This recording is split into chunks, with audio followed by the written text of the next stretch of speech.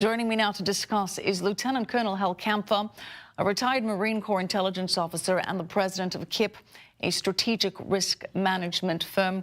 Hal, good to have you with us. Now, Hal, obviously with so many important dignitaries and leaders, security must be a major consideration and concern. Tell us about that part of all of this. Who is in charge of that part of the funeral and the memorial services? Michelle, it's a real joint effort. There's all these different agencies. There's civil, military considerations. But overall in charge of the security itself is the Secret Service. This was a change that was put in place about a year after 9/11 to kind of unify command, because there were some questions. If it was terrorism, does the FBI take lead? And what they did was they put it all under the Secret Service. Now, with that said, they're working in what's essentially a joint task force, and the leadership overall for a lot of the logistics and other things is the joint headquarters or joint force headquarters in the National Capital Region, and that's led by a two-star Army general.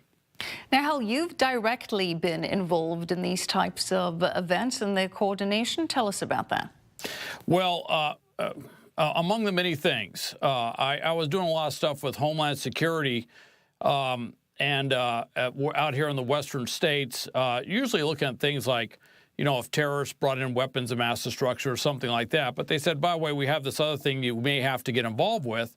And what it was we had two living presidents at the time, President Ford and President Reagan, and at some point they're going to pass away. So I was basically had to review all the plans because I was on call, should that happen, to actually work some of the coordination and liaison with that.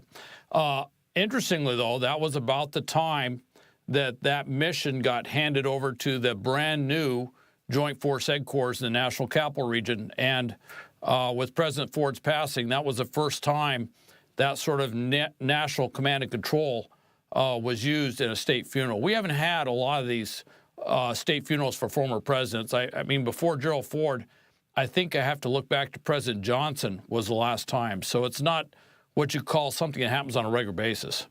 No, fortunately, it doesn't. But tell us about the coordination challenges, because as you mentioned, a number of parties and organizations involved in making sure that all the events associated with the passing of a former president go smoothly. Tell us about that. It's akin to a major military operation. What they do is they go through a detailed planning process. They look at different courses of action for every phase of, well, essentially like a large operation. And they don't, for something like this, the planning, the arrangements are something that's happened a long time before the actual passing. And they develop essentially a large synchronization matrix that says, when this happens, we have to bring in this vehicle. We have to provide notification to the Air Force to make sure that we get the, you know, the Air Force One plane, which isn't actually Air Force One when it's flying a deceased president, but they have to do all the synchronization. Everything is detailed. Every movement of the remains of the former president, the casket, is choreographed, and the reason it looks so seamless is because it is so well coordinated.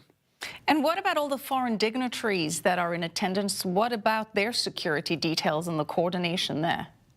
Well, overall, Secret Service would have overall lead on coordinating that. And when you look at the security side of it, it's something akin to what you just saw down at the G20 summit. They have to coordinate with all the security details of all these foreign leaders. That's why something of this magnitude is like a national security special event, because you have so many leadership figures from around the world, along with a lot of other very high-profile individuals that are there.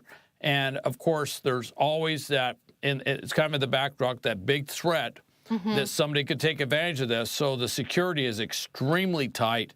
There's a lot that you see, but there is a lot more that you don't see.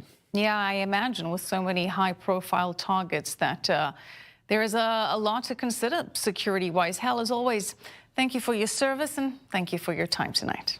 Thank you, Michelle.